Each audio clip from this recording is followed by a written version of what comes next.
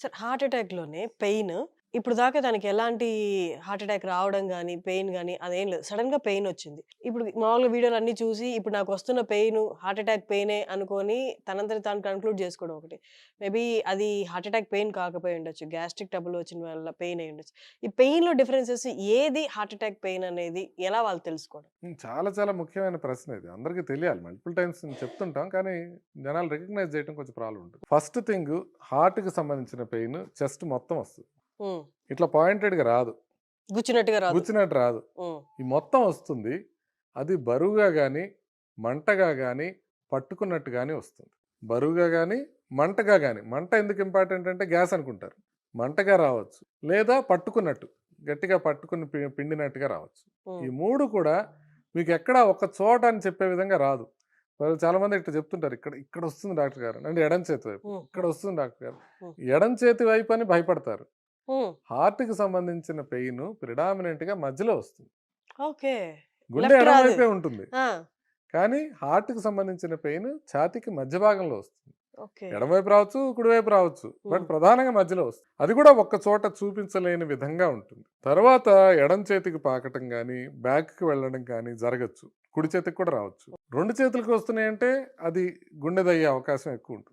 Just కేవలం ఎడమ చేతి వైపు రాకుండా హ్మ్. ఛాతీ మధ్య భాగంలో వచ్చి 2 చేతులు లాగుతున్నాయంటే అది హ్మ్. గుండెదయ్యే అవకాశం ఎక్కువ ఉంటుంది. హుహు. సో ఇంకొకటేంటంటే మీరు చాలామంది జస్ట్ కేవలం ఎడమ చేయి లాగితేనే కొంచెం టెన్షన్ పడుతూ ఉంటారు. హ్మ్. ఎడమ చేయిలో మాత్రమే కూడా గుండెకి సంబంధించిన ప్రాబ్లమ్స్‌లా రావచ్చు గానీ, హ్మ్. యూజువల్‌గా ఛాతీ నొప్పి వచ్చిన తర్వాతనే ఎడమ చేతికి లాగుతుంటుంది గుండె హ్మ్. ప్రాబ్లమ్ హ్మ్. వచ్చినప్పుడు. కానీ అన్నిటికన్నా ముఖ్యమైన సంకేతం ఒకటుంది అనంటే, ఇప్పుడు మీరు నొప్పొస్తోంది. మీరు 2 అడుగులేశారు, నడిచారు, హ్మ్. ఇంకా ఎక్కువైపోతుంది. హ్మ్. అది గుండెకి సంబంధించిన నొప్పి. ఎప్పుడైనా మీరు నడిస్తే ఈ నొప్పి ఎక్కువవుతుంది అనంటే, హ్మ్. అది ఇమ్మీడియేట్‌గా గుండెకి సంబంధించిందనే భావించాలి. హ్మ్. అది ఎడమ వచ్చిందా? కుడి వచ్చిందా? లేకపోతే పాయింటెడ్‌గా వచ్చిందా? లేదా? అని కాకుండా నడుస్తుంటే ఎక్కువవుతుంటే మాత్రం అది గుండెకి సంబంధించినది. హ్మ్. ఊరికే ఇటు కదిలితే ఎక్కువవుతుంటే గుండెది కాదు. గాలి పీల్చుకుంటే ఎక్కువవుతుంటే గుండెది కాదు. నడిస్తే ఎక్కువవుతుందంటే గుండెది. పాయింటెడ్‌గా ఉందంటే గుండెది కాదు. హ్మ్. డిఫ్యూజ్‌గా ఉందంటే గుండెది. మరీ తక్కువ టైం ఉందనుకోండి, ఒక ఫ్యూ సెకండ్స్ ఉంది. 2 హ్మ్. సెకండ్‌లు గుచ్చినట్టు వస్తుంది. హ్మ్. అది గుండెది కాదు. సో, యూజువల్‌గా కొంత టైం ఉంటుంది గుండెకి సంబంధించి. ఇక కొన్నిసార్లు కొంతమందికి చెమటలు పడతాయి. హ్మ్. కొన్నిసార్లు కొంతమందికి కళ్ళు తిరుగుతాయి. కొన్నిసార్లు కొంతమందికి ఆయాసం వస్తుంది. కానీ ఇవన్నీ ప్రధానమైన లక్షణాలు కాదు. హ్మ్. ప్రధానమైన లక్షణం మీకు ఛాతీకి మధ్య భాగంలో మొదలయ్యి ఈ ఛాతీ మొత్తం ఎక్కడా ఒక చోట అని చెప్పకుండా హ్మ్. మంట గాని, బరువుగా గాని, పట్టుకున్నట్టుగా గాని ఉండి నడిస్తే ఎక్కువయ్యి ఆగిపోతే తగ్గిపోతున్నది గుండెకి సంబంధించిన నొప్పి. ఇది కాకుండా ఇంకొక ఇంపార్టెంట్ థింగ్ ఏంటంటే హార్ట్‌కి సంబంధించిన నొప్పి డయాగ్నోస్ చేయటంలో ఒక ఇంపార్టెంట్ థింగ్ హార్ట్‌కి సంబంధించిన రిస్క్ ఫ్యాక్టర్స్ తెలుసుకోవడం. హ్మ్. అంటే బీపీ, షుగరు, కొలెస్ట్రాలు, ఫ్యామిలీలో హార్ట్ ప్రాబ్లమ్ ఉండటం, స్మోకింగ్ ఉండటం, ఊబకాయం ఉండటం, నిద్రలేమి, తర్వాత ఆహారపు అలవాట్లు సరిగ్గా లేకపోవటం, ఎక్సర్సైజ్ సరిగ్గా లేకపోవడం, ఇవన్నీ గుండెకి సంబంధించిన రిస్క్ ఫ్యాక్టర్‌గా భావించాలి. హ్మ్. వీటిలో ప్రధానమైన రిస్క్ ఫ్యాక్టర్స్ షుగరు, స్మోకింగు. ఇవి 2 ప్రధానమైన risk factors. So, risk factors ఎక్కువగా ఉన్న మనిషికి మీకు ఏ మాత్రం పెయిన్ వచ్చినా సరే, మనం అది గుండెది అయ్యుండొచ్చు అనేది మనం ఆలోచించాలి. హ్మ్. అదేవిధంగా రిస్క్ ఫ్యాక్టర్స్ లేవు, అన్నీ బానే ఉన్నాయి, ఏజ్ గూడా ఎక్కువ లేదు అన్న మనిషికి మన నొప్పొచ్చినప్పుడు హార్ట్ విషయంలో ప్రమాదకరం అయ్యే అవకాశం తక్కువుంటుంది. So, okay. మీరు గమనించాల్సిందేంటంటే రిస్క్ ఫ్యాక్టర్స్ ఉన్నప్పుడు కొద్దిగా నేను చెప్పినట్టుగా పద్ధతిగా రాలేదు నొప్పి, హ్మ్. అయినా గూడా మనం జాగ్రత్తగుండాలి. ఇప్పుడు ఫర్ ఎగ్జాంపుల్ ఒక 20 ఏళ్ల అమ్మాయి ఉంది. హ్మ్. లెఫ్ట్ సైడ్ చెస్ట్ కింద పెయిన్ ఒస్తా ఉంది. హ్మ్. వాళ్ళ గురించి మనం ఎడమ చేతి వైపు వచ్చినా మనం ఏం భయపడక్కర్లేదు. హ్మ్. అదే ఒక 60 ఏళ్ల వ్యక్తి బీపీ, షుగరు, కొలెస్ట్రాల్ ఉండి స్మోకింగ్ జేస్తాడు. ఆయనకి ఏ రకమైన నొప్పొచ్చినా కూడా మనం ఈసీజీ తీసుకొని ఎమ్మటే చూసుకోవాలి. ఓకే. సో, రిస్క్ ఫ్యాక్టర్స్ బట్టి కూడా మారుతుంది. సో, ఇప్పుడు మనం నొప్పి గురించి చెప్పేటప్పుడు మీకు రిస్క్ ఫ్యాక్టర్స్ ఉన్నాయా? లేదా? ఇంపార్టెంట్. ఎక్కడొచ్చింది? మధ్యలో వచ్చిందా? లెఫ్ట్ సైడ్ వచ్చిందా? రైట్ సైడ్ వచ్చిందా? హ్మ్. బరువుగా ఉందా? మంటగా ఉందా? లేకపోతే గుచ్చినట్టుగా ఉందా? హ్మ్. శ్వాస తీసుకుంటున్నప్పుడు పెరుగుతుందా? తగ్గుతుందా? నడిస్తే పెరుగుతుందా? తగ్గుతుందా? ఎడమ చేతికి గాని, వెనక్కి గాని వస్తుందా? లేదా? హ్మ్. స్వెటింగ్ గాని ఇట్లాంటియేమన్నా వస్తున్నాయా? లేదా? ఇవన్నీ చూసుకొని దాన్ని బట్టి చెప్పాల్సిన అవసరం. సో, అందుకని మీరు హ్మ్. యాజ్ ఒక లే పర్సన్ ఇవన్నీ మీరు క్రోడీకరించుకోవడం కష్టం కాబట్టి హ్మ్. సింపుల్‌గా ఒకటే మొత్తం ఛాతీ మొత్తం బరువుగా గానీ, నొప్పిగా గానీ, పట్టుకున్నట్టుగా గానీ ఉండి నడిస్తే ఎక్కువ అవుతుంటే మాత్రం హ్మ్. అది ఇమ్మీడియేట్‌గా మనం హార్ట్‌దని భావించాలి. ఓకే. సార్ ఈ మధ్య కాలంలో ఒక తెలియకుండా ఒక అపోహ క్రియేట్ అయింది. ఇది అపోహ కాదో మీరే చెప్పాలి. డైట్ అంతా బానే ఉంది. రెగ్యులర్‌గా డైట్ తీసుకుంటున్నాను. మంచి డైట్ తీసుకుంటున్నాను. ఫిట్‌గా ఉన్నాను. Too much of working out hours ఎక్కువ ఉండడం వల్ల కూడా హార్ట్ అటాక్ వస్తుంది. అంటే నేను ఎక్కువ వర్కౌట్స్ చేసినా హార్ట్ అటాక్ వచ్చేస్తదేమో అని చెప్పి జిమ్ అవర్స్ తగ్గించడము. అంటే ఇది నిజంగా జరుగుతుందా? ఎక్కువ వర్కౌట్ చేస్తే హార్ట్ ప్రాబ్లమ్స్ వస్తాయా?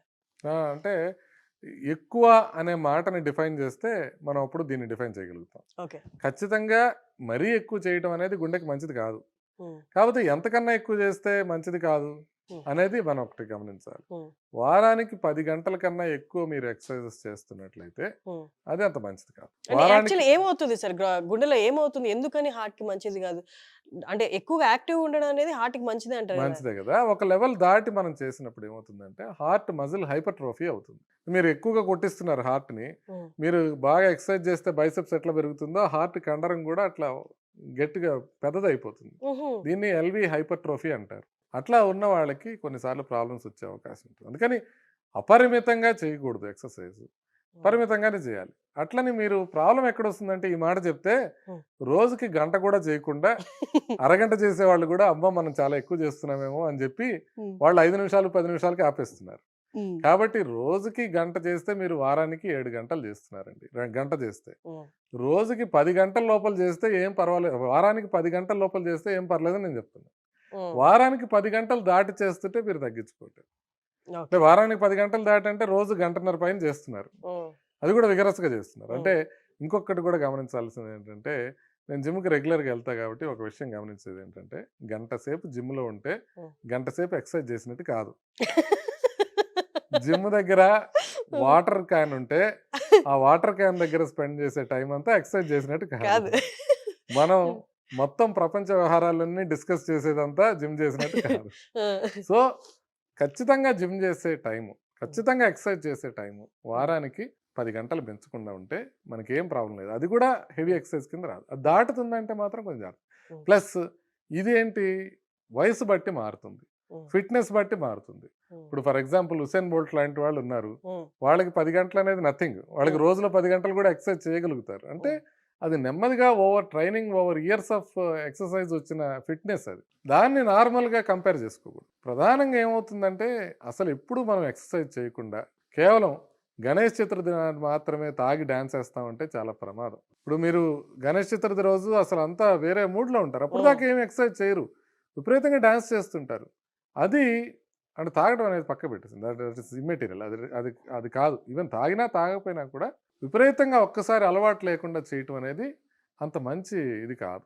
అంటే అంటే బాడీని ఆ రోజు మాత్రమే అంత స్ట్రెస్ ఇచ్చేసి, డాన్స్ ఆ! చేసి, దాని మీద ఆల్కహాల్ తాగడం. అంటే ఆల్కహాల్ దానికి యాడ్ ఆన్ అవ్వదా సార్? ఖచ్చితంగా యాడ్ ఆన్ అవుతది. ఆ! కాపోతే మనం ఒక పూజా కార్యక్రమంగా భావిస్తాం గాబట్టి, అందుకని అది మనం తీసుకొని చేసినా, తీసుకోకుండా చేసినా, అలవాటు లేకుండా ఒక్కసారిగా ఎక్కువ ఎక్సర్సైజ్ చేయటం అనేది ప్రమాదం అని చెప్పడం నా ఉద్దేశం. సో, ఇప్పుడు అసలు ఎప్పుడూ లేదు. ఫస్ట్ టైమ్ మీరు జిమ్‌కెళ్లారు. ఒక చెస్ట్ ప్రెస్ ఒక 100 కేజీస్ ఎత్తేద్దామని ప్రయత్నం చేశారనుకోండి. హ్మ్. హ్మ్. ప్రమాదం అయ్యే అవకాశం ఉంటది. హ్మ్. ఇంకా కొంతమందున్నారు. మీరు సంవత్సరం అంతా ఒక 10 నిమిషాలు రోజు కన్నా ఎక్కువ వాకింగ్ చేయడం ఉండదు. హ్మ్. ఒక 4, 5 వేల స్టెప్స్ కన్నా ఏ రోజు ఎక్కువ ఉండవు. హ్మ్. ఒక్కసారిగా ఎయిర్‌టెల్ మారథాన్ అని చెప్పగానే హ్మ్. మన హైదరాబాద్ రోడ్ల మీద విపరీతంగా మారథాన్ పరిగెడుతుంటారు. హ్మ్. సో, ఒక్కసారి వాళ్ళు 10K కూడా కాదు. హ్మ్. డైరెక్ట్‌గా హాఫ్ మారథాన్ చేద్దామని ఆహ్, ప స్టార్ట్ చేస్తారు. హ్మ్. ఇలాంటి వాళ్ళు ప్రాబ్లమ్. ఇలాంటి వాళ్ళకి ప్రాబ్లమ్ అయ్యే అవకాశం ఎక్కువ ఉంటుంది. హ్మ్. అదే మీకు డాన్స్ ఫ్లోర్‌లో గాని, అదే మీకు జిమ్స్‌లో గాని, అదే మీకు బ్యాడ్మింటన్ కోర్ట్‌లో గాని కనిపిస్తుంటది. హ్మ్. అంటే వాళ్ళకి ఒక్కసారిగా మీకు హార్మోనల్ ప్రభావం అన్నమాట. ఇంక అంటే పక్కన వాడితో ప్రమాదం. వాడు చేయగలుగుతున్నాడు మనం చేయలేమేంటి అని. హ్మ్. అట్లా అలవాటు లేకుండా చేయటం. హ్మ్. సో, దీంతో ప్రాబ్లమ్స్ అయ్యే అవకాశం ఎక్కువ ఉంటుంది. ఎప్పుడు కూడా ఎక్సర్సైజ్ అనేది గ్రేడెడ్‌గా చేసుకుంటూ వెళ్ళాలి. హ్మ్. ఒక్కసారిగా అధికంగా ఎక్సర్సైజ్ చేయటం అనేది ఎవరికీ మంచిది కాదు. మంచిది కాదు. హ్మ్. సార్ ఇప్పుడు మనందరికి తెలిసిన చాలా సార్లు మాట్లాడేశారు. ఆల్కహాలు, స్మోకింగు ఇవన్నీ హార్ట్ అటాక్‌కి లీడ్ చేస్తాయి అని అన్నారు. నిద్రలేమనేది హార్ట్ అటాక్‌కి దారి తీస్తుందా? ఖచ్చితంగమ్మా. అంటే దానికి చెప్పే ముందు మనం చాలా మంది మాట్లాడారన్న దాన్ని కొంచెం క్వాలిఫికేషన్ ఇద్దాం. హ్మ్. స్మోకింగు, ఆల్కహాలు సేమ్ గాదు. 2 మంచిది గాదు హార్ట్‌కి. హ్మ్. బట్ సేమ్ గాదు. స్మోకింగ్ అనేది much much more dangerous thing. Then alcohol. దాని ఆల్కహాల్. స్మోకింగ్ చేసే వాళ్ళకి ఎస్పెషల్లీ షుగర్ ఉండి స్మోకింగ్ చేసినట్లయితే కనుక హార్ట్ అటాక్ వచ్చే అవకాశం చాలా చాలా చాలా ఎక్కువ ఉంటుంది. ఇంకొకటి ఏంటంటే స్మోకింగ్ చేసే వాళ్ళకి ప్రీవియస్గా అన్ని పరీక్షలు చేయించుకున్నా కూడా అన్ని పరీక్షలు నార్మల్ ఉంది, ఈవెన్ యాంజియోగ్రామ్ చేయించుకున్న యాంజియోగ్రామ్ కూడా నార్మల్ ఉందన్నా కూడా సడన్గా రక్తనాళంలో రక్తం గడ్డలు కట్టే అవకాశం ఉంటుంది. అంటే అన్ని బాగున్నాయి, నిన్ననే టెస్ట్ చేయించుకున్నారు, మాస్టర్ హెల్త్ చెకప్ చేయించుకున్నారు, ఇవాళ హార్ట్ అటాక్ వచ్చే అవకాశం ఉంటుంది. స్మోకర్స్తో రిస్క్ అది. ఆల్కహాల్తో ఇట్లాంటి సడన్గా హార్ట్ అటాక్ వచ్చే రిస్క్ కాకుండా బీపీ పెరగడము, రిథమ్ డిస్టర్బెన్సెస్, మనం ఇందాక అనుకున్న రిథమ్ డిస్టర్బెన్సెస్ ఎక్కువ కావడము, గుండె కండరం వీక్ అవడము, ఇలాంటి సమస్యలు ఆల్కహాల్తో ఎక్కువ ఉంటాయి. What actually happening sir? Alcohol తీసుకున్నప్పుడు ఏం జరుగుతుంది గుండెకి? ఎంత స్ట్రెస్ అవుతుంది? అలాగే స్మోకింగ్ చేసినప్పుడు ఆల్కహాల్ స్మోకింగ్ అనేది ఎలా ఎఫెక్ట్ చేస్తుంది? ఓకే, ఆల్కహాల్ ఎలా ఎఫెక్ట్ చేస్తుంది అని అంటే ఆల్కహాల్ బీపీ పెంచడంతో పాటుగా ఆ గుండె రిథమ్ డిస్టర్బెన్సెస్ని ఎక్కువ అయ్యేటట్టు చేస్తుంది. ఓకే. గుండె ఫాస్ట్గా కొట్టుకోవడం, కొన్నిసార్లు ఇర్రెగ్యులర్గా కొట్టుకోవడం జరుగుతుంది. ఇది మాత్రమే కాకుండా గుండె మజిల్ ఏదైతే ఉందో ఆ మజిల్ వీక్ అయిపోయే అవకాశం ఉంటుంది. ఇట్లా బలంగా కొట్టుకోవాల్సింది ఇలా నెమ్మదిగా కొట్టుకుంటుంది ఆల్కహాల్తో. సో అలా జరిగేది ఒక్కసారిగా జరగదు, స్లోగా జరుగుతూ ఉంటుంది. అది ఆల్కహాల్తో ప్రాబ్లం. స్మోకింగ్ వల్ల జరిగే ప్రాబ్లమ్స్ అనేక అనర్థాలు ఉంటాయి, కానీ ప్రధానమైన అనర్థం ఏంటంటే రక్తనాళాల్లో రక్తం గడ్డలు కట్టడం అనేది ప్రమాదం. సో అలా రక్తం కట్టేది గుండె రక్తనాళంలో కడితే ఇమ్మీడియట్గా హార్ట్ అటాక్ వస్తుంది. హార్ట్ అటాక్ వస్తే అది కార్డియాక్ అరెస్ట్కి దారి తీయచ్చు. స్మోకింగ్తో మిగతాయి కూడా ఉంటాయి, మనకి అతిరోమ పెరగడం, ఈ రక్తనాళాల లోపల కొలెస్ట్రాల్ డిపాజిట్లు పెరగడం, ఈ కొలెస్ట్రాల్ లెవెల్స్ అబ్నార్మల్గా రావటం, ఇట్లా అనేక ప్రాబ్లమ్స్ మనకి స్మోకింగ్తో ఉంటాయి. బట్ ప్రధానమైన ప్రాబ్లం మాత్రం గుండె రక్తనాళాల్లో రక్తం గడ్డలు కట్టడం అనేది బాగా మేజర్ ప్రాబ్లం. ఓకే. అండ్ నిద్రలేమి గురించి అడిగారు, ఇది చాలా ఇంపార్టెంట్. నిద్రలేమి వలన హార్ట్ ప్రాబ్లమ్స్ వస్తాయి అనేది క్లియర్గా అధ్యయనాల్లో ప్రూవ్ అయింది, దాంట్లో ఏం డౌట్ లేదు. సో మరి నిద్రలేమి అని అంటే ఏంటి, దాన్ని కూడా డిఫైన్ చేయాలి. దాన్ని డిఫైన్ చేయాలంటే కనీసం 6 నుంచి 8 గంటలు అన్ఇంటరప్టెడ్ ప్రశాంతంగా నిద్రపోవడం అనేది కావాలి. 6 నుంచి 8 గంటలు ఖచ్చితంగా నిద్రపోవాలి, అది కూడా అన్ఇంటరప్టెడ్గా. మాలాగా నిద్రపోకూడదు, ఫోన్ రాగానే పేషెంట్ దగ్గర నుంచి మాట్లాడి మళ్ళీ పడుకొని మళ్ళీ కొద్దిసేపటికి ఎమర్జెన్సీ వస్తే పోయి, మాలాగా కాదు. అందుకే కార్డియాలజిస్టులు గుండె జబ్బులు ఎక్కువ వస్తాయి, అది వేరే సంగతి. నిద్ర అనేది పర్ఫెక్ట్గా పోవాలి. ఒక 6 నుంచి 8 గంటల పాటు డిస్టర్బెన్స్ లేకుండా నిద్రపోవాలి. కంటిన్యూస్గా నిద్రపోతే హార్ట్ అటాక్లు వచ్చే అవకాశం తక్కువ ఉంటుంది. నిద్ర పోలేకపోతే హార్ట్ అటాక్లు వచ్చే అవకాశం ఎక్కువగా ఉంటుంది. ఎందుకనంటే బాడీలో మనం మెలకు ఉన్నప్పుడు కార్టిసాల్ లెవెల్స్ అని ఎక్కువ ఉంటాయి, హార్మోనల్ లెవెల్స్ కొన్ని ఎక్కువ ఉంటాయి. ఆ హార్మోనల్ లెవెల్స్ నార్మల్గా రావడానికి నిద్రపోవడం అవసరం. దాంతోపాటుగా మనం మెలుకున్నప్పుడు సింపథెటిక్ నర్వస్ సిస్టమ్ అనేది ఎక్కువ యాక్టివ్గా ఉంటుంది. నిద్రపోయినప్పుడు ఆ నర్వస్ సిస్టమ్ యాక్టివిటీ తగ్గుతుంది. సింపథెటిక్ నర్వస్ సిస్టమ్ యాక్టివ్గా ఉంటే బీపీ ఎక్కువ ఉండటం, హార్ట్ రేట్ ఎక్కువ ఉండటం, ఇవన్నీ జరుగుతాయి. అందుకే మీరు నిద్రపోయినప్పుడు బీపీ లెవెల్స్ తక్కువ ఉంటాయి. మీరు అంబులేటరీ బీపీ మానిటరింగ్ అని 24 గంటలు బీపీ మానిటర్ చేస్తాం. బీపీ మానిటర్ చేస్తే నిద్ర మెలకు ఉన్నప్పుడు నార్మల్ వాల్యూస్ 135/85 కన్నా తక్కువ ఉండాలి, నిద్రపోతున్నప్పుడు 120/70 కన్నా తక్కువ ఉండాలి బీపీ, అవి నార్మల్ వాల్యూస్. సో అట్లాగే హార్ట్ రేట్ కూడా మీకు చివరికి 50 కన్నా తగ్గిపోయినా కూడా హార్ట్ రేట్ నిద్రపోతున్నప్పుడు ఏం ప్రాబ్లం ఉండదు. సో అందుకని బాడీ ఒక పూర్తిగా రిలాక్స్డ్ స్టేట్లోకి వెళుతుంది. అలా ప్రతిరోజు రిలాక్స్డ్ స్టేట్లోకి వెళ్ళటం అన్ని ఆర్గన్స్తో పాటు హార్ట్కి కూడా అవసరం. సో అందువలన ఇది థియరీ అనుకోండి, నిజంగా కూడా స్టడీస్లో ప్రూవ్ అయింది. నిద్ర తక్కువ పోతున్నారు, 6 గంటల కన్నా తక్కువ పోతున్న వాళ్ళకి హార్ట్ అటాక్లు ఎక్కువ వస్తున్నాయి. ఇక్కడ ఇంకొకటి కూడా ఉంది, మళ్ళీ 9 గంటల కన్నా ఎక్కువ నిద్రపోయే వాళ్ళకి హార్ట్ అటాక్లు పెరుగుతాయి. ఇప్పుడు 6 గంటల కన్నా తక్కువ ఉన్న వాళ్ళకి హార్ట్ అటాక్లు పెరిగినట్టే 9 గంటల కన్నా ఎక్కువ నిద్రపోయే వాళ్ళకి హార్ట్ అటాక్లు మళ్ళీ ఎక్కువ వస్తాయి. రీజన్ ఏంటంటే ఇక లేజీ అయిపోయారు, వీళ్ళకి ఎక్సర్సైజ్ ఉండదు, వీళ్ళు ఆహారం అధికంగా తింటారు, నిద్రపోయే వాళ్ళకి స్లీప్ యాప్నియా లాంటి సమస్యలు వస్తాయి. సో అందువల్ల ఎక్కువగా నిద్రపోయినా ప్రాబ్లమే, తక్కువగా నిద్రపోయినా ప్రాబ్లమే. ఐడియల్ థింగ్ 6 నుంచి 8 అవర్స్ నిద్రపోవటం. అది కూడా తక్కువ ఏజ్లో ఉండేవాళ్ళు కొంచెం ఎక్కువ నిద్రపోతారు. పిల్లలు ఉన్నారనుకోండి ఆల్మోస్ట్ 10 గంటల దాకా నిద్రపోవచ్చు. ఒకవేళ యుక్త వయసు దాటిన తర్వాత మనం ఇలా తీసుకోవాల్సి ఉంటుంది నిద్ర సంగతి. ఫుడ్ తర్వాత మధ్యాహ్నం లంచ్ తర్వాత నాప్ అనేది కంపల్సరీయా సార్? అది హార్ట్ అటాక్ తగ్గిస్తుందా, పెంచుతుందా? ఇది సీస్టా అంటారు అనమాట, అంటే తినేసి ఒక కొద్దిసేపు నిద్రపోవడం, పవర్ న్యాప్ అంటారు. పవర్ న్యాప్ వల్ల యాక్చువల్లీ కొన్ని బెనిఫిట్స్ ఉంటాయి, ఈవెన్ హార్ట్కి కూడా బెనిఫిట్స్ ఉంటాయి. కాకపోతే ఆ పవర్ న్యాప్ అనేది ఒక 1/2 అవర్ ఇట్లా ఉండాలి. అన్నం బరీగా తినేసి 2-3 గంటలు నిద్రపోతే మాత్రం ప్రమాదం మళ్ళీ ఎక్కువ అయ్యే అవకాశం. అవును. మధ్యాహ్నం లంచ్ చేసి ఒక 2-3 గంటలు నిద్రపోయారు చూసారా, వాళ్ళతో ప్రాబ్లం ఎక్కువ ఉంటుంది. వాళ్ళకి హార్ట్ అటాక్స్ పెరిగే అవకాశం ఉంటుంది. బట్ సీస్టా ఇప్పుడు మీరు బాగా వర్కింగ్ ఉమెన్, మీరు బాగా పని చేస్తున్నారు, మధ్యలో బాగా టైర్ అయిపోయి ఒక అరగంట నిద్రపోయి మళ్ళీ లేచి మీ పని మీరు చేసుకుంటున్నారు, అప్పుడు మొత్తం మైండ్ ఫ్రెష్గా ఉండటం, బాడీ ఫ్రెష్గానే ఉండటం కాకుండా హార్ట్ అటాక్ వచ్చే అవకాశం కూడా తగ్గుతుంది. సో అందుకని అట్లా అందరికి చేయడానికి కుదరదు. మధ్యాహ్నం నిద్రపోవడానికి నాకు ఎట్లా కుదరదు, అన్నం తినడానికి కష్టం మీద టైం దొరుకుతుంది. సో అందుకని మధ్యాహ్నం నిద్రపోయగలిగితే మీకు మీ ప్రొఫెషన్లో అది పాసిబుల్ అయితే ఒక అరగంట మీరు నిద్రపోగలిగితే అది మంచిదే. కాకపోతే మరీ ఎక్కువ నిద్రపోయి చాలా మంది కొంచెం వింతగా కంప్లైంట్ చేస్తుంటారు, అస్సలు నిద్ర పట్టట్లేదు డాక్టర్ గారు అంటారు. మధ్యాహ్నం 3 గంటలు నిద్రపోయి మధ్యాహ్నం 3 గంటలు నిద్ర, రాత్రి నిద్ర పట్టదు కదా, దానికోసం మళ్ళీ టాబ్లెట్ వేసుకోవడం అది అవసరం. మధ్యాహ్నం నిద్రపోకపోతే అది రాత్రి నిద్ర పట్టదు అనే విషయం గమనించాలి. అందుకని రాత్రి క్లియర్గా నిద్రపోగలిగాం. ఇంకొక నిద్ర విషయానికి వచ్చినప్పుడు ఇంకొక ఇది కూడా ఉంది, సర్కాడియన్ రిథమ్ అనేది చాలా ఇంపార్టెంట్. అంటే సర్కాడియన్ రిథమ్ అంటే బాడీకి ఒక రిథమ్ ఉంటుంది. హ్యూమన్ బాడీకి రిథమ్ ఎట్లా ఉంటుందంటే సూర్యుడితో పాటు మనం మెలకువ ఉండటం, సూర్యాస్తమైన తర్వాత నిద్రపోవడం. ఇది బాడీకి తరతరాల నుంచి, మిలియన్స్ ఆఫ్ ఇయర్స్ నుంచి మనకు అలవాటైన షెడ్యూల్ ఇది. సో ఇప్పుడు ఏమైపోతుందంటే పిల్లలు ఏం చేస్తున్నారంటే మార్నింగ్ అంతా నిద్రపోతారు, నైట్ అంతా మెలకుంటారు, రివర్స్లో చేస్తుంటారు. పిల్లలే కాదు, కొంతమంది సాఫ్ట్వేర్ ఎంప్లాయీస్కి జాబ్ పరంగా కూడా ఇది అలవాటు అవసరం పడుతుంది. ఇలా అవడం ప్రమాదం. దీనివల్ల బీపీ పెరిగే అవకాశం కానీ, దీనివల్ల షుగర్ పెరిగే అవకాశం కానీ, దీనివల్ల హార్ట్ ప్రాబ్లమ్స్ పెరిగే అవకాశం కానీ ఉంటుంది. న్యూ నార్మల్ అయిపోయింది సార్, జెన్జీ పిల్లలందరూ 2 దాకా నిద్ర పట్టదు. దానివల్ల మనకి ఇదే మనం చూస్తుంది, హార్ట్ అటాక్స్ పెరగడం మనం ఒక పక్క చూస్తున్నాం, ఆశ్చర్యపోతున్నాం. ఇలా పోకూడదని తెలుసు. మీరు ఒక్క ప్రశ్న అడిగితే మీరు హార్ట్ అటాక్లు ఎక్కువ అవడానికి కారణం ఏంటి ఇవాళ అని ఒక ప్రశ్న ఒకటే లైన్లో సమాధానం చెప్పండి అంటే, ప్రజలు తమకు తెలిసిన మంచి జీవన ప్రమాణాలని పాటించకపోవడమే మంచి మేజర్ కారణం. తెలుసు అందరికీ కూల్ డ్రింకులు తాగకూడదని, తెలుసు అందరికీ ఉమ్మడిగా బిర్యానీలు తినకూడదని, అందరికీ తెలుసు నిద్ర సరిగ్గా పోవాలని, రోజు ఎక్సర్సైజ్ చేయాలని, అందరికీ తెలుసు రెగ్యులర్గా చెకప్ చేయించుకోవాలి, ఏదైనా ప్రాబ్లం ఉంటే టాబ్లెట్లు వాడాలని, అందరికీ తెలుసు బరువు ఎక్కువ పెట్టుకోకూడదని, అందరికీ తెలుసు రోజు ఎక్సర్సైజ్ చేయాలని, ఏమి చేయరు. అది సమస్య. అంటే తెలిసిన విషయాలను పాటించకుండా మళ్ళీ యూట్యూబ్ ఛానల్లో ఈ పని చేయండి మీ గుండె ఉక్కులా మారుతుంది అంటే ఒక 4 లక్షల మంది చూస్తారు, ఏదో ఉందేమో, ఏదో మనకు చూడాల్సింది ఉందేమో అని. కానీ మీకు తెలుసు ఏం కావాలో, మీకు తెలిసినవి చేయండి అంటే చేయడానికి ఎవరికి ఇష్టం ఉండదు. మీరు డిన్నర్కి వెళ్ళారండి, పెళ్ళిలో డిన్నర్కి వెళ్ళారు, ఎక్కడ ఎక్కువ బిజీగా ఉంటుంది, డెజర్ట్ సెక్షన్ దగ్గర బిజీగా ఉంటుంది. మీరు అక్కడ పోయినప్పుడు అందరికీ తెలుసు డెజర్ట్స్లో ఉండేది హై క్యాలరీ ఫుడ్ అని, అందరూ అక్కడే తింటుంటారు. మీరు రోడ్డు మీద వెళ్తా ఉంటారు, సడన్ గా రోడ్డు మీద ఒక షాప్ దగ్గర ఎక్కువ మంది మనుషులు కనపడ్డారు అనుకోండి, ఏమై ఉంటుంది ఆ షాపు? వైన్ షాప్ ఉంటుంది. 100% మీరు చూడొద్దు, తలపెట్టి చూడొద్దు, అక్కడ బాలాజీ వైన్స్ అని ఉంటుంది, మీరు తలపెట్టి చూడొద్దు.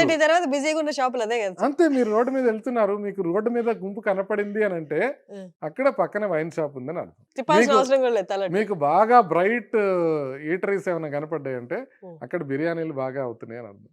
మీరు రోడ్డు మీద వెళ్తుంటే పక్కన షాక్ హౌస్ బిర్యానీ ఎక్కడ దొరుకుతుంది మీరు చెప్పొచ్చు, తలకాయ తిప్పక్కర్లేదు, అక్కడ జనాభా అట్లా ఉంటుంది. సో అందుకని ప్రజలు ఎట్లా అంటే, మీరు జిమ్ ఎక్కడుందంటే మీరు ఎతకాలి, మీరు పార్క్ ఎక్కడుందంటే అది ఎతకాలి. బట్ ఇలా మనకి జీవన ప్రమాణాల్లో మనకి తెలిసిన విషయాల్ని మనం సరిగ్గా పాటించకపోవటం వల్ల హార్ట్ అటాక్లు. అంతే, ఇంకేం లేదు, అన్నీ తెలుసు మనకి. ఇప్పుడు చెప్పినవి అన్నీ ప్రజలందరికీ తెలుసు, బట్ వాటిని పాటించడానికి వచ్చేటప్పుడు చిన్న చిన్న విషయాలే కదా. ఒక్క కూల్ డ్రింక్ తాగితే ఏమైపోద్ది, ఒక్క స్వీట్ తింటే ఏమైపోద్ది, అది నార్మలైజ్ చేసేసారు. ఒక స్వీట్ ఏం కాదు, తినొచ్చు. అట్లా నార్మలైజ్ అయిపోయింది. అట్లా మనకి ఒక అపరిచితుడు లాగా ఒకళ్ళు వచ్చి ఒక స్వీట్ తీసుకున్నా కూడా ఒక కొరడా దెబ్బ కొడతానంటే అందరూ తింటారు. అలా మన జీవన ప్రమాణాలని మనం మెయింటైన్ చేయగలిగినప్పుడే అది వస్తుంది. సార్ ఇంకొకటి చాలా మంది అన్నారు, కొన్ని కేసెస్ కూడా మీరు నేను చూసాను, మీరు చెప్పాలి, హార్ట్ అటాక్స్ అనేవి ఎర్లీ అవర్స్ లో వస్తాయని. Is it true? Me calls కూడా ఆ టైంలోనే వస్తాయా పేషెంట్స్? నిజం, ఎర్లీ మార్నింగ్ హార్ట్ అటాక్స్ ఎక్కువ వస్తాయి. ఎందుకంటే మనం ఇందాక అనుకున్నాం కదా, నిద్రపోయేటప్పుడు ఈ కౌంటర్ రెగ్యులేటరీ హార్మోన్స్ అన్నీ తగ్గి ఉంటాయి. ఎప్పుడైతే మనం నిద్ర లేవగానే ఇమీడియట్గా లేచే టైంలో ఎప్పుడైతే ఉంటుందో ఈ హార్మోన్స్ మార్పు జరుగుతూ ఉంటుంది. ఆ టైంలో బీపీ పెరగడం కానివ్వండి, హార్ట్ రేట్ పెరగడం కానీ జరుగుతుంటుంది. అందుకని ఆ హార్మోనల్ ఇంబ్యాలెన్స్ వలన ఎర్లీ మార్నింగ్ హార్ట్ అటాక్స్ ఎక్కువ వస్తాయి. సో అది వరల్డ్ వైడ్ రికగ్నైజ్ చేసిన ఫినామినా. అంటే ఎర్లీ మార్నింగ్ అంటే బిట్వీన్ 4 నుంచి ఒక 6-7 లోపల ఈ టైంలో ఎక్కువ వస్తుంది. సో అందుకని మనకి నిద్రలో మనం ఆ టైంలో ఉన్నా కూడా ఇక బాడీ లేవడానికి రెడీ అవుతూ ఉంటుంది. అప్పుడు హార్మోన్ లెవెల్స్ ఆటోమేటిక్గా మారుతుంటాయి. అందుకని ఆ టైంలో ఎక్కువ వస్తాయి. అది కామన్గా జరిగే విషయం. కాకపోతే ఇంకొక ప్రాబ్లం ఏంటంటే, మేజర్ ప్రాబ్లం జరుగుతుంది ఏంటంటే, హార్ట్ అటాక్ వచ్చినప్పుడు ఇమీడియట్గా ట్రీట్మెంట్ తీసుకోవడం అనేది చాలా ముఖ్యం. సో ఎందుకంటే ఈ హార్ట్ అటాక్ వచ్చింది ఎందుకు, రక్తనాళం మూసుకుపోవడం వల్ల వచ్చింది. మనం ఇమీడియట్గా రక్తనాళాన్ని ఓపెన్ చేసి ఒక స్టెంట్ వేసేసాం అనుకోండి, ఇమీడియట్గా రక్త సరఫరా మనకి పునరుద్ధరించబడుతుంది. ఇప్పుడు ఇందాకే ఒక పేషెంట్, మీరు ఇందాక నేను పైకి వెళ్ళి వస్తున్నా కదా, అది యాంజియోప్లాస్టీ చేస్తున్నా. అట్లాగే ఒక హార్ట్ అటాక్ వచ్చిన వ్యక్తికి ఇమీడియట్గా మనం యాంజియోగ్రామ్ చేసి ఆ బ్లాక్ ఏదైతే ఉందో అక్కడ ఒక స్టెంట్ వేసి వచ్చాం. సో ఆ స్టెంట్ వేయటం వల్ల ఇప్పుడు ఆయనకి ప్రమాదం తగ్గిపోయింది. కానీ ఆయనకి ఇప్పటి నుంచి ఉంది, అర్లీ మార్నింగ్ నుంచి ఉంది నొప్పి. మధ్యాహ్నంకే ఆయన రాగలిగారు హాస్పిటల్. సో ప్రాబ్లం ఎక్కడ వస్తుందంటే, ఈ టైంలో గుండె డ్యామేజ్ అయిపోతుంది. అది మనం ప్రజల్లోకి బలంగా తీసుకెళ్లాల్సింది ఏంటంటే, హార్ట్ అటాక్ వచ్చిన టైంలో మొదటి 1 or 2 అవర్స్లో మనం చేసినట్లయితే గుండె పంపింగ్ డ్యామేజ్ కాకుండా ఉంటుంది. ఆ తర్వాత మనం ఎంత చేసినా, ఎంత గొప్ప ప్రక్రియ చేసినా, మ్యాయో క్లినిక్లో చేసినా, బాస్టన్లో చేసినా, మీకు గుండె పంపింగ్ వీక్ అయిపోయే అవకాశం ఉంటుంది. అది మేజర్ ప్రాబ్లం. అందుకనే హార్ట్ అటాక్ వచ్చినప్పుడు కొద్దిగా ఈనోల్ దాగో, లేకపోతే గ్యాస్ టాబ్లెట్లు వేసుకునో, అట్లా చేసి ఇట్లా చేసి మనకి డిలే అయిపోతుంది హాస్పిటల్కి వెళ్ళటం. ఈ ఎర్లీ మార్నింగ్ హార్ట్ అటాక్ వచ్చే వాళ్ళకి ఇంకా ఎక్కువ డిలే అవుతుంది. ఇప్పుడు లైట్ వచ్చింది, 12 లోపల వచ్చింది అనుకోండి, వెళ్ళిపోతారు హాస్పిటల్కి. 12 తర్వాత 4 వచ్చింది అనుకోండి, ఇంట్లో వాళ్ళని లేపడానికి కూడా మొహమాట పడతారు. అవును, ఈవెన్ సిద్ధార్థ్ శుక్లా అని ఒక సెలబ్రిటీ, తను కూడా ఎర్లీ అవర్స్ లోనే చనిపోయాడు. ఇట్లా వస్తుంది. ఇప్పుడు మీరు ఆ టైంలో ఎవరినైనా లేపాలన్నా, హాస్పిటల్కి తీసుకెళ్లాలన్నా, చెప్పాలన్నా కూడా అప్పుడు మనకి కొంచెం మొహమాటం అనిపిస్తుంది. అది ప్రాబ్లం వస్తుంది. మనం ఇమీడియట్గా హాస్పిటల్కి వెళ్ళటానికి రెడీ అవ్వాలి, ఇమీడియట్గా వెళ్ళిపోవాలి హాస్పిటల్కి రీచ్ అయిపోతే. హాస్పిటల్కి రీచ్ అయిపోయిన తర్వాత హార్ట్ అటాక్ చనిపోవడం అనేది కొంత తక్కువ, వెళ్ళక ముందే చనిపోవడం అనేది ఎక్కువ. అందుకని హాస్పిటల్కి వెళ్ళడానికే మనం ఇంపార్టెంట్ ఇవ్వాలి. ఈవెన్ ఈ రాజ్ కుమార్ గారు, కన్నడ యాక్టర్, ఆయన కూడా, పునీత్ రాజ్ కుమార్ కూడా పొద్దున పూట చనిపోయారు. మార్నింగ్ 7 o'clock అట్లాగే ఆయన హాస్పిటల్కి వెళ్ళారు. సో అది ఎర్లీ మార్నింగ్లో వచ్చే నొప్పి, అందుకు ఇంపార్టెంట్. మనం మెడికల్ అడ్వైస్ సీక్ చేయడంలో టైం పడుతుంది. టైం పట్టే కొద్దీ పోతుంది. మనం 6-7 గంటలకి మనకి నొప్పి స్టార్ట్ అయింది, డాక్టర్లు 10 గంటలకు వస్తారు, అప్పుడు వెళ్తే సరిపోతుంది, ఇప్పుడు ఎవరు ఉండరు, ఇట్లాంటి ఆలోచనలు అనమాట. అట్లా కాకుండా ఇమీడియట్గా ఏ టైంకి వస్తే ఆ టైంకి, అది అర్ధరాత్రి కావచ్చు, అపరాత్రి కావచ్చు, మేము వచ్చి చేయడానికి రెడీగా ఉంటాం. కానీ ఆ టైంలో ఇమీడియట్గా వెళ్ళిపోవాలన్నమాట, నొప్పి రాగానే వెళ్ళిపోవాలి. సో మనం సర్జరీకి వెళ్ళే ముందు ఒక చిన్న క్వశ్చన్ సార్. అందరూ అన్ని గురించి మాట్లాడుతున్నారు కానీ డైలీ కన్జ్యూమ్ చేసేది, ఇంకా తప్పక ఇంకేమీ దొరక్క అదే ఈజీలీ అవైలబుల్ కాబట్టి అలా కొనుక్కొని వచ్చి వాడేసేది refined oils. Refined oil main culprit sir ఇప్పుడు. అంటే స్వతహాగా వాళ్ళు డెవలప్ చేసుకున్న అలవాట్లు పక్కన పెట్టేస్తే తప్పక వాడాల్సిన పదార్థాల్లో ఒకటైన రిఫైన్డ్ ఆయిల్ మెయిన్ కల్ప్రిట్. అంటే ఆయిల్ అనేది ఒక ఇంపార్టెంట్ కల్ప్రిట్. ఆయిల్ అనేది సాచురేటెడ్ ఫ్యాట్స్ అనేవి ఒక ఇంపార్టెంట్ కల్ప్రిట్. అయితే మనం ఇప్పుడు ఇందాక అనుకున్నట్టుగా మనం ఒక సింగిల్ షార్ట్ ఆన్సర్ ఉండదు వీటికి. అంటే ఈ ఆయిల్ ఒక్కటి అసలు బ్యాన్ చేసేసాం అనుకోండి, అసలు రిఫైన్డ్ ఆయిల్ అనేది బ్యాన్ చేసేసాం, ఇండియాలో దొరకట్లేదు, కేవలం గానుగ మాత్రమే తీసుకున్నాం, హార్ట్ అటాక్లు అన్నీ పోతాయంటే పోవు. మీకు అట్లా బ్యాన్ చేయాల్సిన పదార్థాలు చాలా ఎక్కువ ఉంటాయి. రిఫైన్డ్ ఆయిల్ కన్నా ముందు బ్యాన్ చేయాల్సింది స్మోకింగ్. స్మోకింగ్ తో పోయిన ప్రాణాలు నేను చూడలే ఇంతవరకు. అన్ని ప్రాణాలు పోతాయి స్మోకింగ్ తో. రోజు చూస్తుంటాం స్మోకర్స్ అంట చనిపోవటం అనేది. కార్డియాలజిస్టులు అందరూ చూస్తుంటారు, అందరికీ తెలుసు. స్మోకే బ్యాన్ చేయట్లే, మనం రిఫైన్డ్ ఆయిల్ దాకా వచ్చాం. ఇక ఆయిల్ విషయానికి వస్తే, ఆయిల్ విషయం ఏంటంటే, ఆలివ్ ఆయిల్ అనేది మెడిటరేనియన్ డైట్ లో తీసుకుంటారు. మెడిటరేనియన్ డైట్ లో తీసుకున్న ఆలివ్ ఆయిల్ వలన హార్ట్ కి ప్రాబ్లమ్స్ వచ్చే అవకాశం తక్కువగా ఉంటుంది. అయితే మన క్యూజిన్ లో ఆలివ్ ఆయిల్ వాడటం కొంచెం కష్టం అవుతుంది, ఎందుకంటే మన డీప్ ఫ్రైడ్ ఉంటాయి, ఎక్కువ ఫ్రైడ్ గా వాడతాం. ఆలివ్ ఆయిల్ టెంపరేచర్ ప్రకారం అది ఎక్కువగా టెంపరేచర్ కి బాయిల్ చేయలేం. అందుకని దాంట్లో పోమేస్ ఆయిల్ అని ఉంటుంది, ఆ ఆయిల్ వాడుకోవచ్చు ఆలివ్ ఆయిల్ బదులు. లేకపోతే కనోలా ఆయిల్ అని ఉంటుంది, కెనడియన్ గవర్నమెంట్ తయారు చేసిన ఆయిల్ అయినా వాడుకోవచ్చు, మంచిదే. ఈ రిఫైన్డ్ ఆయిల్ అంటే, రిఫైన్డ్ అనే మాట ఏమీ తప్పు కాదు. రిఫైన్డ్ అంటే శుద్ధి చేయటం, ప్యూర్ చేయటం, అంతవరకు ప్రాబ్లం లేదు.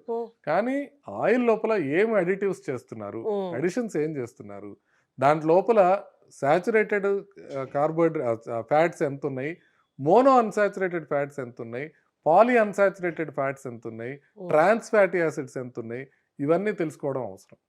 అయితే వీటన్నిటికీ కాకుండా మనం ఒక్కటి గుర్తుపెట్టుకోవాల్సింది ఏంటంటే, మనిషికి సగటున నెలకి 1/2 kg దాటకుండా ఆయిల్ వాడటం ముఖ్యం. నెలకి 1/2 kg కంటే ఎక్కువ మనిషికి. అంటే ఇప్పుడు 4 ఉన్నారనుకోండి, ఇంట్లో 2 kg దాటి ఆయిల్ వాడకూడదు. 12 kg వాడుతున్నారనుకోండి, ప్రాబ్లం అయ్యే అవకాశం ఎక్కువ ఉంటుంది. అంటే దీనికన్నా మనం ఇంకా ఇంపార్టెంట్ ఇంకొక పదార్థం ఉంది, రిఫైన్డ్ ఆయిల్ ఎట్లా ఉందో పంచదార అనేది చాలా చాలా ప్రమాదకరం. మనమేమో మన క్యూజన్లో ప్రతిరోజు అదే ఉండాలి. లంచ్ చేసిన తర్వాత ఒక స్వీట్ తినాలి, డిన్నర్ చేసిన తర్వాత ఒక స్వీట్ తినాలి. అది ప్రాబ్లమాటిక్. కోలాస్ డ్రింక్స్లో ఎంత ఉంటుంది అంటే ఒక కూల్ డ్రింక్లో కనీసం ఒక 5-6 చెంచాల షుగర్ ఉంటుంది.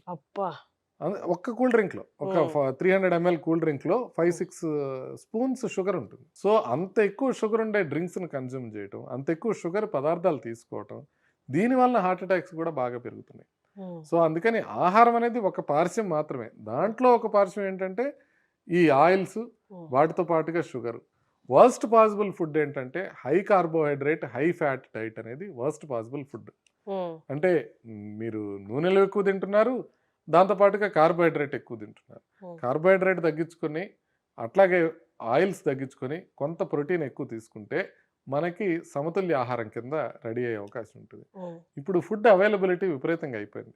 ఎస్పెషల్లీ ఫుడ్ డెలివరీ యాప్స్ అయితే ఎప్పుడైతే వచ్చినాయో విపరీతంగా అవైలబుల్. మీరు పొరపాటున మధ్యాహ్నం తినలేదనుకోండి, సాయంత్రం ఫుడ్ వస్తుంది. రాత్రి పొరపాటున డిన్నర్ చేయకుండా పడుకున్నారనుకోండి, మరుసటి రోజు ఓకే లంకణం పరమాదోషం అనుకునే పరిస్థితి లేదు. మీకు 2ంటికి మెలకు వస్తే 2ంటికి స్విగ్గీ జొమాటోలు ఆర్డర్ చేసుకుంటే అప్పుడు బిర్యానీ వస్తుంది. సో అందుకని easy food availability and high carbohydrate food availability, high calorie food availability, ఇవన్నీ అవైలబుల్ ఉండటం కూడా మనకి హార్ట్ ప్రాబ్లమ్స్కి దారితీస్తుంది. అందుకని కేవలం ఒక రిఫైన్డ్ ఆయిల్ మీద మాత్రమే ఫోకస్ చేయకుండా ఓవరాల్గా మనం న్యూట్రిషన్ని ఇంప్రూవ్ చేసుకోవాల్సిన అవసరం ఉంది. ఆయిల్ ఇడిదిరిగి బ్యాడ్. ఆయిల్ ఇడిదిరిగి ఉన్న వాటిలో బెస్ట్ ఆయిల్ అంటే ఆలివ్ ఆయిల్, లేకపోతే కనోలా ఆయిల్, లేకపోతే మీరు ఏ ఆయిల్ అయినా వాడుకోవచ్చు కొంత పరిమితమైన మోతాదులో వాడుకుంటే. సో అలా తీసుకోవాల్సిన అవసరం ఉంది. ఇంకా కొంత ఫైట్స్ జరుగుతున్నాయి. అంటే వీటన్నిటికీ కారణం రిఫైన్డ్ ఆయిలే, ఇవన్నీ పామ్ ఆయిలే కారణం, ఇట్లా అన్ని జరుగుతా ఉన్నాయి. ఇవన్నీ ఇంకా సైంటిఫిక్ స్టడీస్లో తేలాల్సి ఉంది. ఇంకా పరిశోధనలు జరుగుతున్నాయి వీటిపైన. కొంతమంది నెయ్యి మంచిదంటారు, కొంతమంది కొబ్బరి నూనె మంచిదంటారు, కొంతమంది నువ్వుల నూనె మంచిదంటారు, కొంతమంది గానుగ నూనె మాత్రమే వాడాలంటారు. నేనంటాను మీరు పరిమితంగా వాడుకోండి, ఏమి పర్వాలేదు. గానుగ నూనె ఎక్కువ వాడితే డేంజరే కదా. డేంజరే కదా. గానుగ నూనె అన్న పరమౌషధమా? గానుగ నూనె ఎక్కువ వాడితే కూడా ప్రాబ్లమే. ఇప్పుడు సడన్ గా గానుగ నూనె మంచిది ఎందుకు అయిపోయింది? రిఫైండ్ ఆయిల్ మంచిది కాదంటున్నారు కాబట్టి గానుగ నూనె. గానుగ నూనెతో నా ప్రాబ్లం ఏం లేదు. గానుగ నూనె వేసుకోండి, మా ఇంట్లో కూడా గానుగ నూనె పెడుతున్నారు. సో గానుగ నూనెతో ప్రాబ్లం లే. గానుగ నూనెలో 2 ప్రాబ్లమ్స్. ఒకటి గానుగ నూనె మంచిదేమో అనుకొని ఎక్కువ తాగేయడం, తినడం పోని. రెండోది గానుగ నూనెలో వాడు క్లీన్ గా చేస్తున్నారా లేదా అని చూడండి. మీరు కోల్డ్ ప్రెస్డ్ ఆయిల్ అక్కడ ఎంత నీట్ గా మెయింటైన్ చేస్తున్నారు? మీరు ఒక ఫ్యాక్టరీలో మెయింటైన్ చేసే నీట్నెస్ అక్కడ ఉండదు కదా.